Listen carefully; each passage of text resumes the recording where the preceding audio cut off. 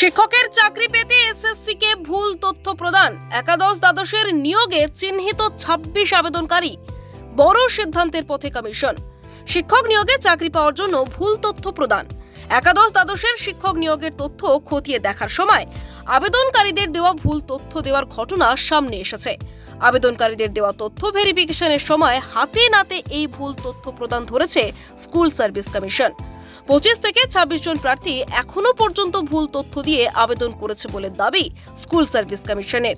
শিক্ষকতার অভিজ্ঞতা রয়েছে, এই সংক্রান্ত তথ্যই ভুল দেওয়া হয়েছে বলে ভেরিফিকেশনে ধরা পড়েছে। সংশ্লিষ্ট প্রার্থীদের প্রার্থী পদ বাতিল করা হবে নাকি প্রয়োজনে নম্বর কমিয়ে দেওয়া হবে তা নিয়ে সিদ্ধান্ত শীঘ্রই নেবে এসএসসি। আপাতত তাদের চিহ্নিত করে রাখলো স্কুল সার্ভিস কমিশন। বড় সিদ্ধান্তের পথে হাঁটতে পারে কমিশন, এমনই ইঙ্গিত। আপনি দেখছিলেন কলকাতা দর্পণ। ভিডিওটি লাইক করুন, আপনাদের মতামত জানান কমেন্টে। নিয়মিত আপডেট পেতে সাবস্ক্রাইব করতে ভুলবেন না।